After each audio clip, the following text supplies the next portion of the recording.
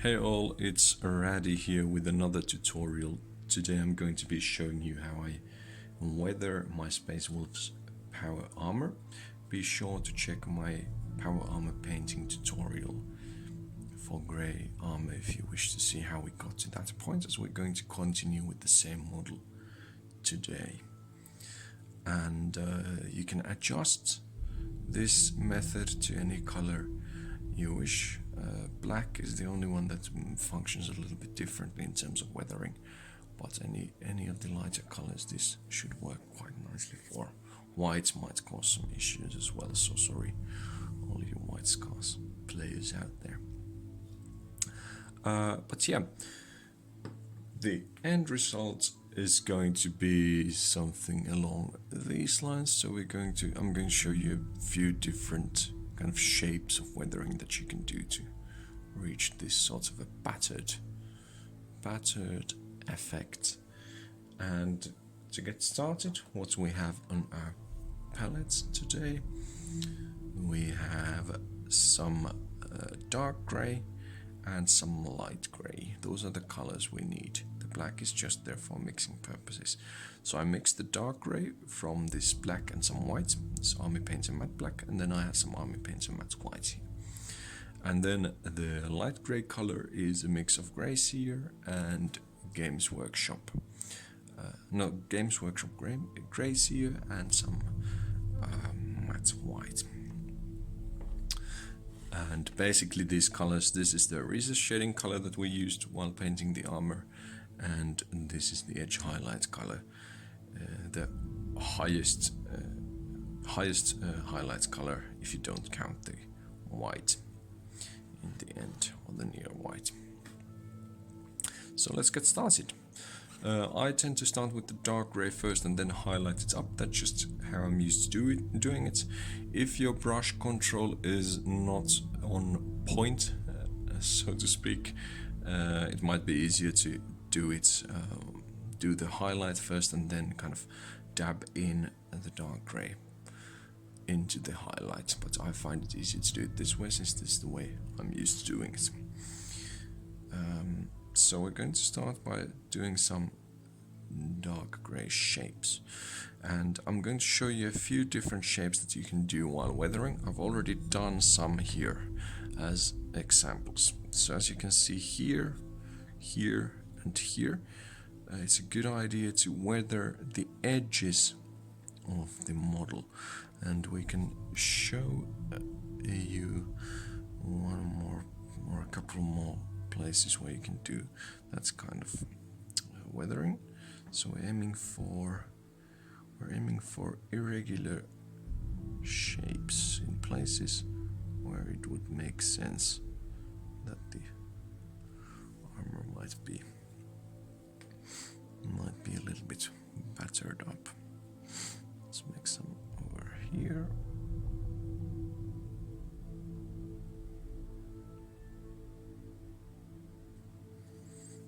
Like so.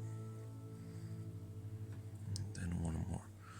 We could do it over here. I think the boots would get weathered quite easily if you're a Space Marine.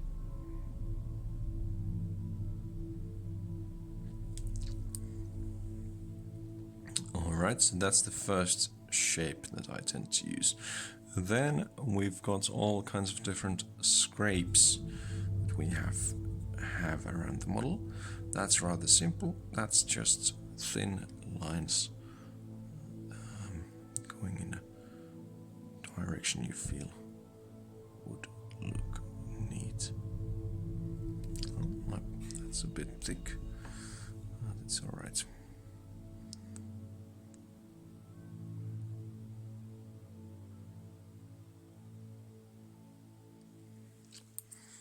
My paint seems to be drying out a little bit. There. Pardon me.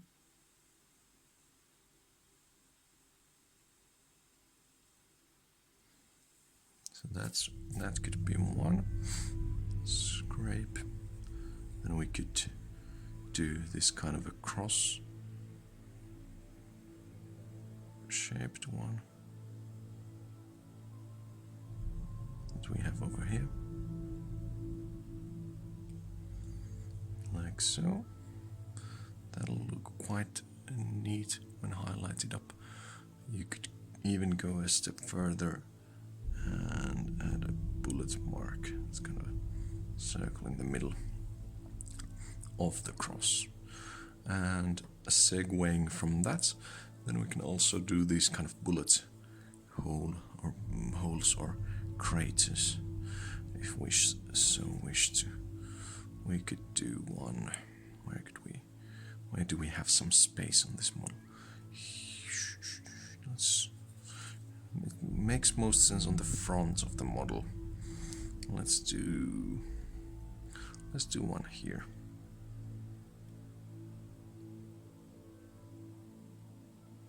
So that's just drawing or painting a neat circle on the model.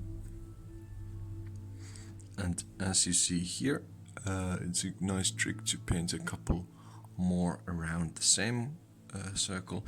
I'm not going to do that because then it would look too regular compared to this one. So I'm just gonna put that one there. And we could do then some smaller dots. These ones are easier if you do the highlight color first. So I'm taking some of the highlight color now, and then just dabbing a little dots of it there. These look the best in combination with a few. This kind of weathering can look good, for example, on the hands of the model. Can look like he's been punching some Xenos or heretics. Alright, I think that's most of the basic shapes I use covered. And of course, feel free to experiment with anything else you think would look suitable. Next up, we're going to highlight these or shade them in regards to these ones, so I'll be back in just a moment. Alright, and then we're going to move on to the shading and the highlighting mostly. So let's go in the same order. So we're going to pick some of our highlight color, which was the light gray that we've mixed up, and we're going to neatly start highlighting the weathering that we've done. So for example here, just go around.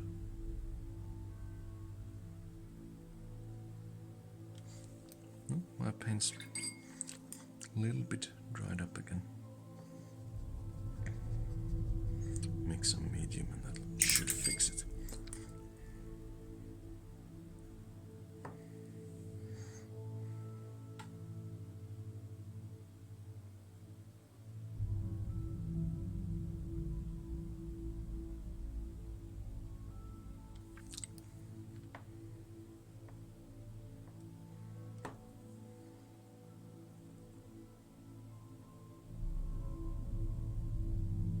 Like so. Did we do those kind of things anywhere else? Yeah, we did some here.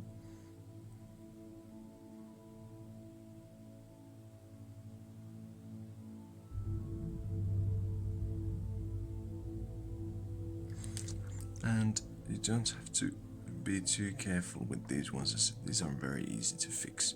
Just adding some of the dark color back if you make some mistakes. For example, if you're a bit too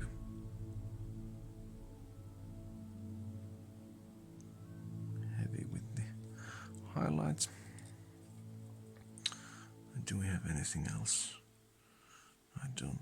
There's this one that we did here.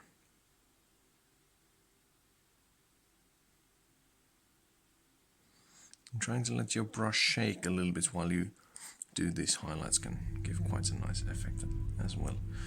More irregularity. I guess I could show you one. Well, let's finish this and I'll show in the end. what I meant by switching out the order you do things in and doing the light grey first and the dark grey after. That's coming up in the end of the video. So then the scrapes, like so, and only highlight the bottom edge of it, not both, that'll look silly, just the bottom. Then we had some more scrapes. Oh yeah, we had this cross that we did the bullet hole for, we had it here. Again, same deal, just the bottom edge. We'll get the highlights.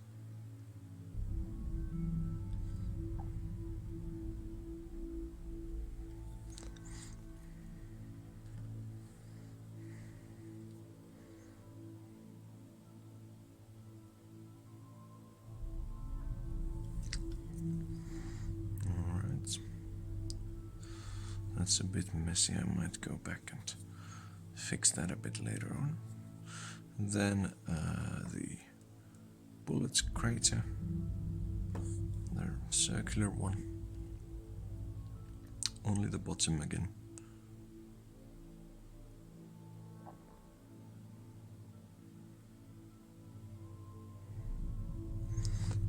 Oops, made a mistake there, as you can see. And that's no big deal, because it's really easy to fix up. With some dark grey paint.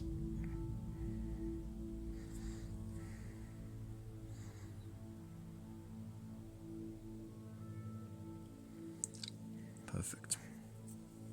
Nice kind of textured edge to that one. And then we had these small ones that we did the highlights but not the shadow, so now we'll just dab some dark color on top. And this is basically what I meant, I guess, by reversing the order you do this in.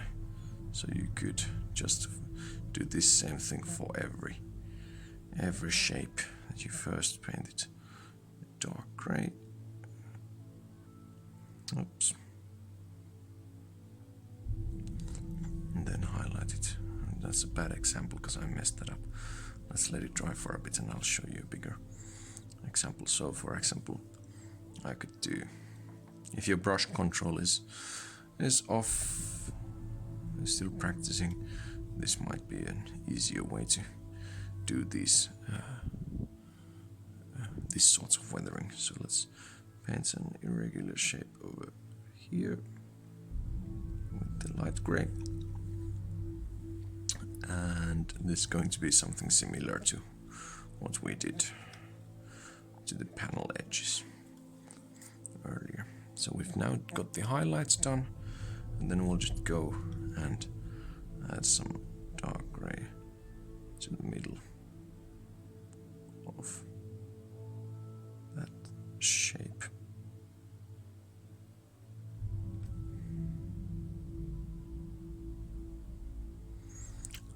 Like so. I find it easier to do it the other way around, but this I've heard works better for many others. So pick your poison. Do what works best for you. The result will be exactly the same. Let's fix that one up a little bit. Alright, so that should pretty much cover it for now. What you could still go and do is add some blood effects or some snow effects. I can do that in a separate video later on. One last thing I wish to show to you is how to fix some imperfections using weathering. I think that's one of the strengths of this technique. So you often get some mistakes while painting the model. This is the place where you want to fix them really, because you can just hide them often. And that's why I prefer to usually do this as the last step when every other color has been painted on the model, not like this here where I'm doing it first. So for example, I could show you another model It's not quite, the armor has not quite been done yet. It's missing some highlights. This Intercessor here. It had some splatter that I got on it during the brushing part. So I could, for example, if I was already happy with the shape of the splatter, I could just add some dark grey to it. But I'll maybe make it a bit more like what we had here. Let's make a small cross there, and then just add the black to it.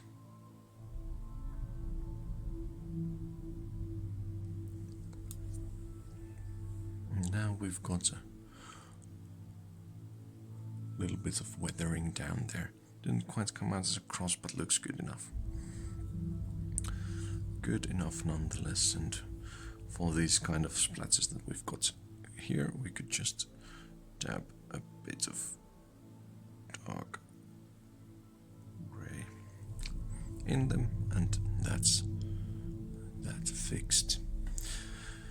So yeah, that's all for weathering your power armor. Let me know if you have any wishes for future tutorials. At least the hair and braids one is on the list. I'm going to most likely be doing some on blood effects, and maybe on some snow weathering as well. But if there's anything else, or if these are some ones you really wish to see, let me know. And yeah, be sure to do all the usual stuff, like the video, subscribe, and all that jazz, so as many people can see this as possible. And I'm currently doing a giveaway on Instagram, so be sure to check that out. That still has some time left. It will end on Monday. So yeah, thanks for watching, and I'll catch you next time. Bye bye.